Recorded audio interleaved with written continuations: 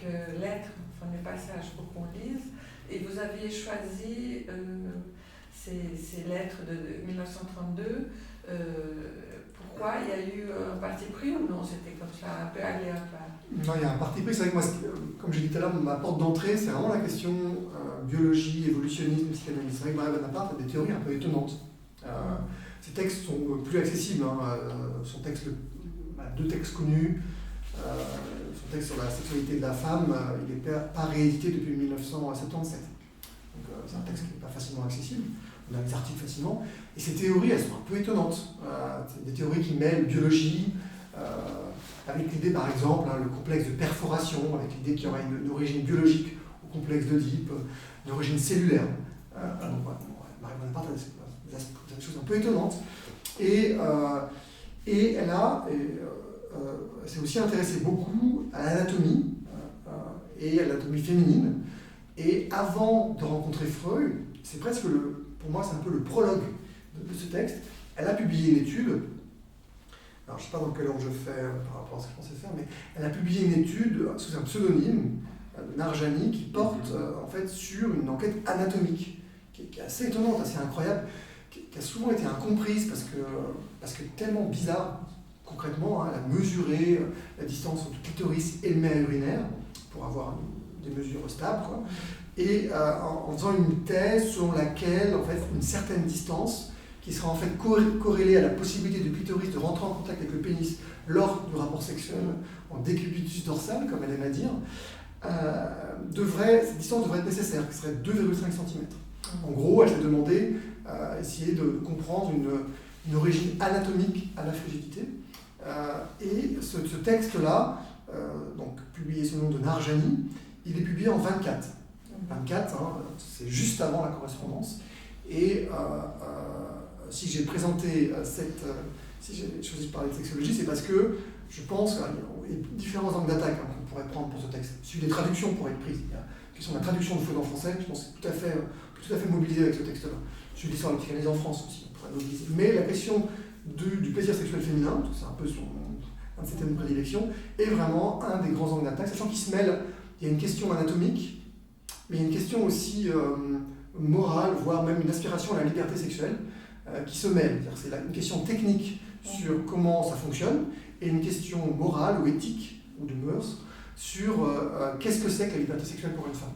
Et ces deux questions se télescopent, une troisième qui se mêle, je pense, qui intéressera, les psychanalystes, c'est qu'il y a aussi son analyse qui est en cours de route et qui fait que il y a comme ça se mélange, comme trois fils qui se mélangent et qui font que par moment on est amené à plus ou moins bien comprendre ce qu'elle veut dire.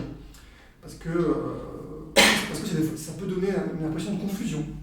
Le fait de parler de sexualité, de parler d'elle, de parler d'anatomie, de parler de liberté pour la femme, ces niveaux-là entraîne une certaine difficulté de lecture, potentiellement pour le lecteur non averti. En tout cas, c'est comme ça que moi je l'ai. Et surtout, ce qui m'intéressait, puis je pense que c'était un angle assez novateur pour l'approcher.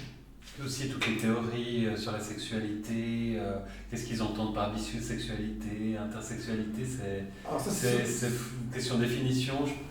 C'est un grand sujet. Des questions. Oui, c'est un grand sujet. Alors, elle est fan de la question de l'intersexualité, qui est développée par Richard Goldschmidt, qui est un biologiste, qui sera après reprise par un psychiatre qui s'appelle Marañón, un psychiatre espagnol.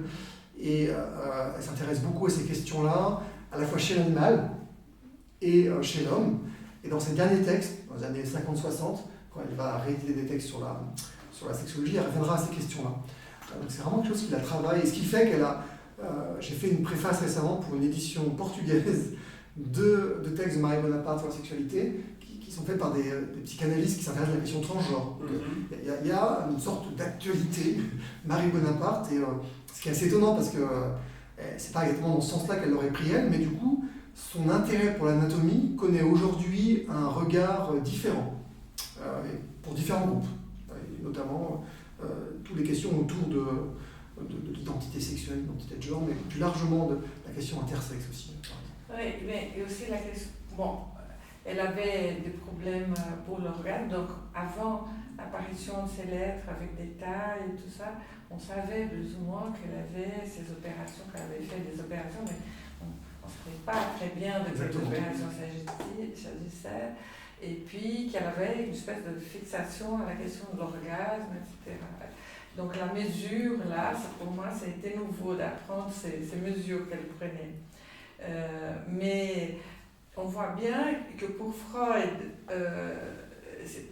cette division entre femme clitoridienne et femme vaginale, qui était, c'est-à-dire, il disait que pour la maturité, il faut la migration, n'est-ce pas, du clitoris au vagin. C'est une migration comme il y a un texte sur la sexualité féminine de 1932 où il disait que pour la petite fille, donc le premier objet d'amour c'est la mère et qu'après il faut une migration pour le père. Donc il y a cette idée de changement d'objet d'amour et changement une migration quelconque. Donc ça est sortir du clitoris qui est masculin, si vous voulez, un petit homme au trou, donc la femme.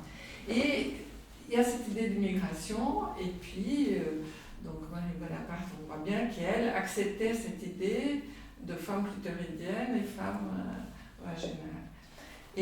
Mais sans savoir, finalement, parce que le clitoris était la pointe de l'iceberg, et que maintenant, c'est avant les années 2000 que tout le... Enfin, je ne sais pas si... Non, elle savait déjà avant. Non, elle savait déjà avant. Ça s'est perdu. Non, ça s'est perdu, ouais. Ça s'est perdu. Il y a un point sur ça, peut-être c'est un point que je voulais aborder, mais c'est un point effectivement important. Oui. Le climat autour des débats sur d'où vient le plaisir sexuel féminin, en fait, c'est un débat.